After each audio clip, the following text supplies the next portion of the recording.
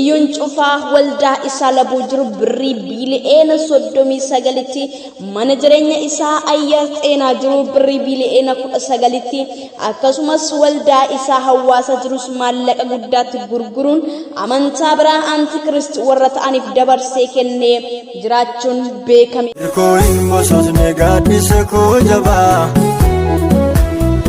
mana keetti maleen wal'aaname jabaa. Yoyyaa shamaa harka fuunee hordoftoonni Saaroon jalatti kan argamtan biyya keessaa fi biyya alaa xinnaa fi guddaan beekaa fi wallaalaan nageenya keenyaa kan jaalalaa fi kabajaa qilleensa qaxxaamuree tulluurra qaari'ee galaana daanuree biyya sinjirtan lafa sinjirtan ilmaan Oromoo idila addunyaa irratti kan argamtan hunduma keessaniin qaqqabu jecha odeeffannoo keenya guyyaa har'aa qabannee dhufnetti isiniif dabarra.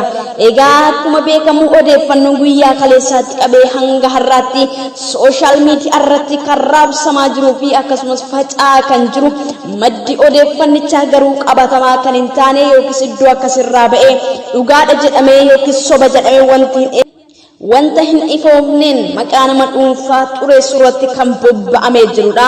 Akkasumas sanarra dhaabbannee yookiis immoo eessa maddichi eenyutu kana jechuu danda'e. Odeeffannoon sun egaa akkuma sooshaal miidiyaa irratti faca'aa jiruu fi akkasumas sooshaal miidiyaa irratti namoonni walharkaa fuudhanii dhugaadhaa sobadhaa yookiis maaltu nu dhibee waa'ee namaa jechuudhaan sooshaal miidiyaa irratti wantoota garaagaraa kanneen barreessaa fi miira keessa galaa kan jiran hedduun isaanii yaada isaanis laayiviidhaanis kanneen ibsataa turanis ni jiru.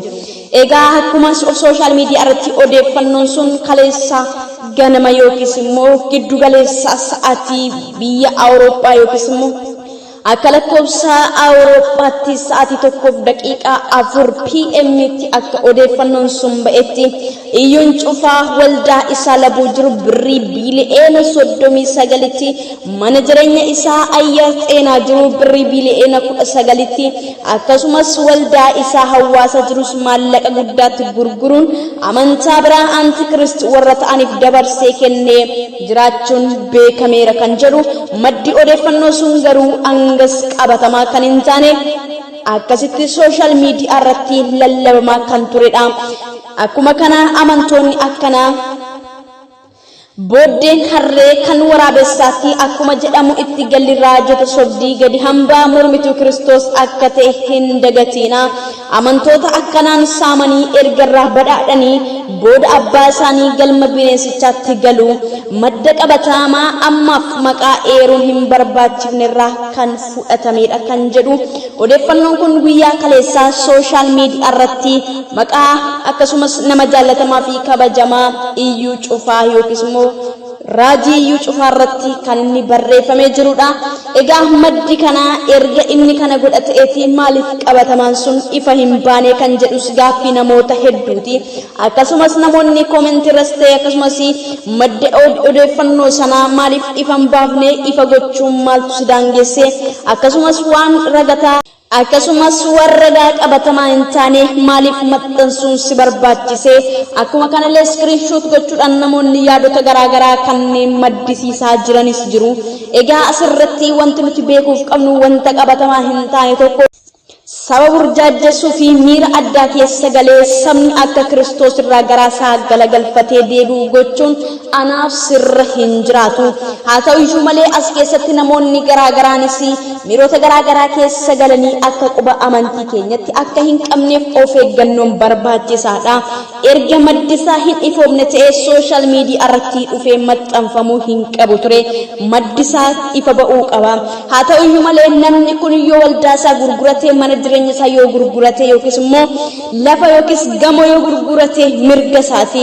Nuti addunyaa kanarratti gamoo yookiis immoo mana amantaa waaqessina osoo hin taane isa ijaan argamuu hin dandeenye garuu isa jiru isa jiraatu isa waan hundumaa gochuu kan danda'u samii fi dachee kan uume waaqa tokkicha qofa akka waaqessinu dagachuun nurra hin jiru. Sababiin isaayyuu namni uumamaan jijjiiramaadha. Namni uumamaan jijjiiramuu ni danda'a. Wanti hin jijjiiramne garuu sagalee waaqayyoo fi waaqa qofadha. Egaa haa ta'u iyyuu malee maddi kana ifa wanti ba'e tokko hin jiru. Maqaa balleessidhaan yoo duulama ta'es wanti kun cubbuu guddaadha. Gufuu wangeelaa fi akkasumas immoo gufuu amantaa keenya akka ta'e ifa baasnee hubachuun salphaadha. haa ta'uyyuu malee namni kun kaleessas ta'e har'as taanaanii warra amantaa sana hordofanii fi akkasumas immoo warra kaanii wajjin warra diina amantaa sanaa wajjin ta'es namni kun diinummaa guddaa akka qabuu fi namoonni hedduun akka irratti ka'anidha. Wanti isaan irratti ka'aniif keessaa tokko immoo wangeela mootummaa Waaqayyoo sodaa tokko malee sababa inni lallabuu fi kutannoodhaan as ba'ee saba hundumaayyuu ga'ee wanta inni sagalee isa jireenyaa himuu fi akkasumas lubbuun kumaatamni hedduun dhaqee saba fayyuu fi akkasumas illee harka kennatee mootummaa seexannaa fi mootummaa dukkanaa jalaa sabanni bakka irraa kan ka'e sabni karaa garaallee yeroo hedduudhaa qabatee yeroo garaagaraatti akkasumallee seexannis kiyyoo isaa diriirfatee nama isaatti fayyadamee yookiis immoo ergama isaatti fayyadamee nama karatti xiyya garaagaraa fi lola garaagaraatti kan inni banu. Haa ta'u malee BBC'tti yeroo darbee gaafiif deebii taasise irratti hundaa'uudhaan wanti amma odeeffamaa jiruu fi wanta inni afaan isaatiin haasa'e garuu garaagara. Waa'ee namaa beekuun dura akkasumas madda odeeffannoo osoo hin beekin maxxansuu fi waa'ee nama tokkoo yookiin saba qiimii fi saba dhuunfaa yoo ta'e akkasumas sooshaal miidiyaatti baanee maqaa xureessuun hanga namni sun afaan baasee hin dubbannetti dhugaadha jedhanii fudhachuun mataa isaatti rakkisaadha. Asirra dhaabbachuudhaan egaa nama tokkotti quba qabanii nama tokko maqaa balleessuun waan namni tokko hin qabne qaba jechuun nurraa hin eegamu.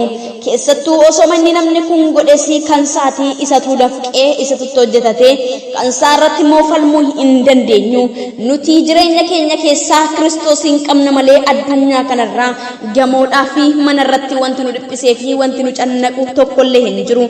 Guyyaa sanbata dhufuu namoonni garaagaraa osoo inni dhaqee achi keessatti waldaa ati amma gurgurameera jettu kana keessatti sagantaan gaggeeffame oo maal gootaa poostii kana rimuuf gootaa kanneen jedhanis jiru. Dhugumas immoo wanti qabatamaa hin taane fi wanti dhugaa hin taane wanta afaan isaarraa hin argine yookiis gochaa nama isaarraa hin argine tokko ta'eera jennee haasa'uun nurraa hin barbaachisu nurraa hin eegamu. Haa ta'u malee nama kanatti Waaqayyoo hojiilee gurguddaa hojjetaa kan turee fi hojjetaa kan jirudha. Yoo ni dogoggore iyyuu gorsuurraa kan hafe gadi baasnee saaxiluun jireenya keenyarraa hin eegamu ture. Asumarraan amantoonni oduun odeeffamaa jiru kun dhibba keessaa dhibbatti waan qabatamaa hin taane fi waan dhugaa hin taane garuu maqa balleessii fi maqa xureessii akkasumas immoo gufuu wangeelaa ta'uudhaaf wanta dhoobamee fi wanta barreeffame ta'uusaa asumarraan hubadha.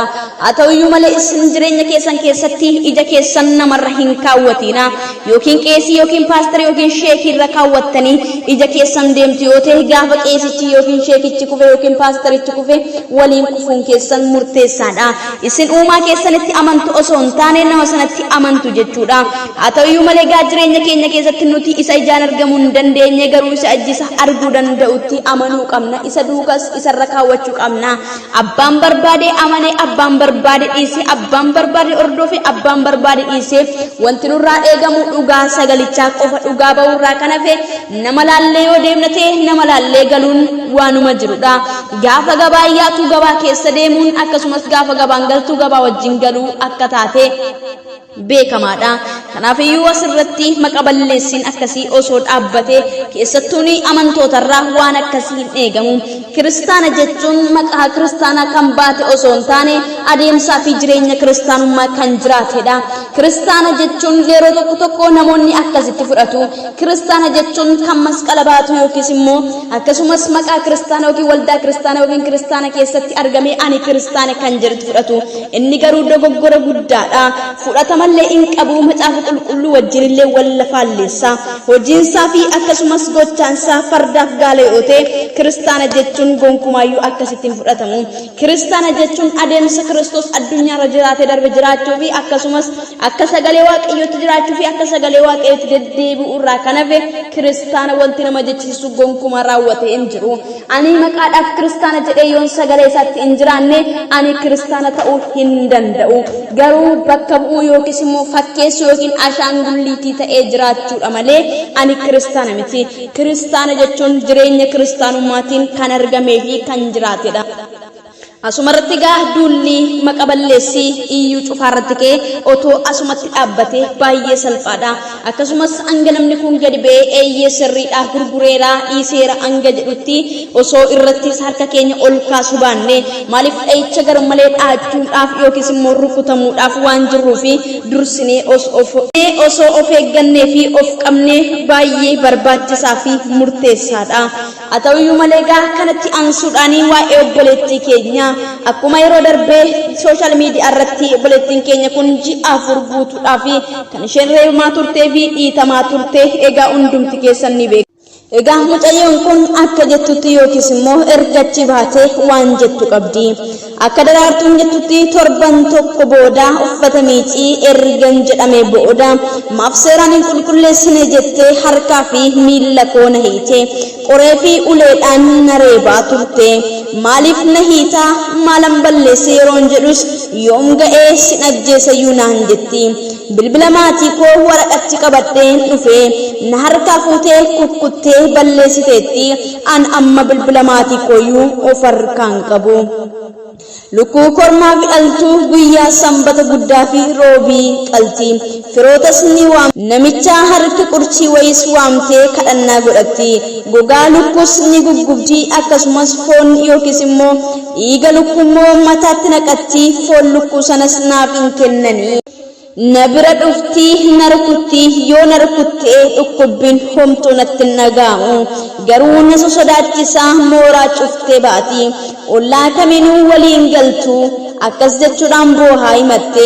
Dubartittii sanas maaliif reebda jennaan of oofxii kanaaf jetti qorichas kennaaf hin jira jette. Mucattiinis kanas ji'a 4 shiboo hiitee jiraachifte harkaa baduudhaaf yeroo isheen jettus ni eegdi. Buddeena furdaa yooma nyaadha laata jettee hireen daraartu hidhaa fi reebicha ture.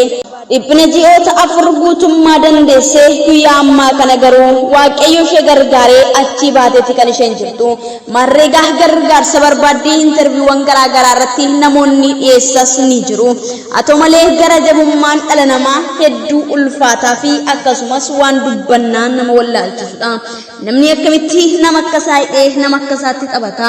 Nama akkasaa harka miilla qabu, nama akkasaa ijaaf gurra qabu, nama akkasaatti dhalatee akkamitti dhiphisee gidirsa? Bineensi caakkaayyuu akkas garaa walitti jabaatee wal gidirsee wal hin miidhu. Gara jabummaan dhala namaa keessa garuu darbee jira.